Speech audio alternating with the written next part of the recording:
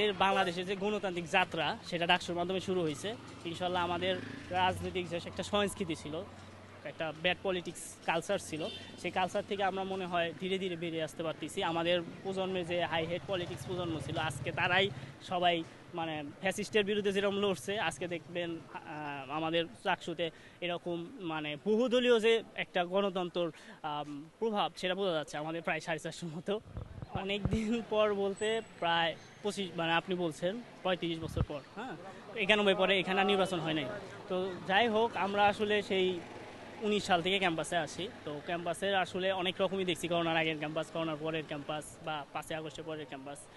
তো এই নির্বাচনটা আসলে প্রত্যেকটা স্টুডেন্টের মনে আলাদা একটা আবেগ তৈরি করছে। ঠিক আছে, আমি পার্সোনালি সেই 19 সালে ভোটার হয়েছি, আজ পর্যন্ত ভোট দিইনি, কালকে প্রথম ভোট দিব। তো বাংলাদেশের যে গণতান্ত্রিক যাত্রা সেটা ডাকসুর মাধ্যমে শুরু হয়েছে। ইনশাল্লাহ আমাদের রাজনৈতিক যে একটা সংস্কৃতি ছিল, একটা ব্যাড পলিটিক্স কালচার ছিল, সেই কালচার থেকে আমরা মনে হয় ধীরে ধীরে বেরিয়ে আসতে পারতেছি। আমাদের প্রজন্মের যে হাই হেড পলিটিক্স প্রজন্ম ছিল, আজকে তারাই সবাই মানে ফ্যাসিস্টের বিরুদ্ধে যেরকম লড়ছে, আজকে দেখবেন আমাদের চাকসুতে এরকম মানে বহুদলীয় যে একটা গণতন্ত্র প্রভাব সেটা বোঝা যাচ্ছে আমাদের প্রায় 450 মতো। তো সেই ক্ষেত্রে আসলে প্রত্যেকের ভিতর উচ্ছ্বাস কাজ করতেছে।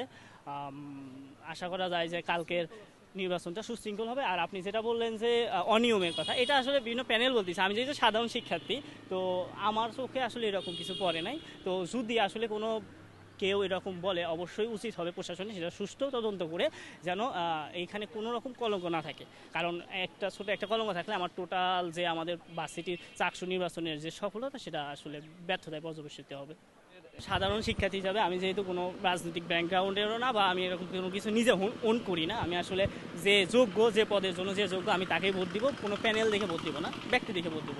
তো সেই ক্ষেত্রে আমার অতটা মনে হয় নাই যেটা আপনি বলতেছেন কাদা ছড়ি। আপনি যদি অন্য অন্য ডাকসু বা রাকসুতে, সেটার তুলনায় আমাদের চাকসু মনে হয় 1000 গুণ মানে ভালো। ঠিক আছে, ছাত্রদল বলেন, শিবির বলেন, তারা খুবই সুন্দরভাবে প্রত্যেকটা ছাত্রর কাছে যাচ্ছে, পোলাইটলি তাদের ইস্তেহার তুলে ধরতেছে। ঠিক আছে, তো আমার মনে হচ্ছে যে আমাদের এখন পর্যন্ত রাজনৈতিক পরিবেশ বা নির্বাচন পরিবেশ খুবই ভালো আছে। তবে হ্যাঁ, যদি এটা বললাম, যদি কোনো এরকম অ্যালিগেশন থাকে সেটা উচিত হবে তথ্য প্রমাণের ভিত্তিতে প্রশাসনিক ব্যবস্থা নেওয়া, যেন এরকম আর কোনো প্রশ্ন না তুলতে পারে। আমাদের এটা খুবই দুর্ভাগ্যের বিষয় যে বাংলাদেশের সবচেয়ে বড় ক্যাম্পাস হওয়া সত্ত্বেও আমরা 100% দূরে থাক, আমরা আসলে 50%-এর কাছাকাছি আমরা এখনো আবাসিকে যাইতে পারিনি। আমাদের খুবই কষ্ট করে সকালবেলা 7টার সময় ঘুম থেকে উঠে শাটল ধরে ক্যাম্পাস করতে হয়, আবার এখান থেকে যাইতে হয়। দ্যাট মিনস আমাদের 3.5 ঘন্টা প্রত্যেকটা দিন যানবাহনে খরচ হয়। তো আমাদের শিক্ষা জীবনে অন্যতম একটা সময় আমাদের শাটলটা নষ্ট করে দিচ্ছে। তো সেই ক্ষেত্রে আপনি যেটা বললেন যে ভোট দিবে কিনা, কষ্ট করে আমরা ক্লাস করি, আর এত বড় একটা সুযোগ আমাদের কাছে তো ঈদের মতো লাগতেছে। তো অবশ্যই আশা থাকবে সবাই স্বপ্রণোদিতভাবে ক্যাম্পাসে এসে নিজের গণতান্ত্রিক অধিকারটা প্রয়োগ করবে।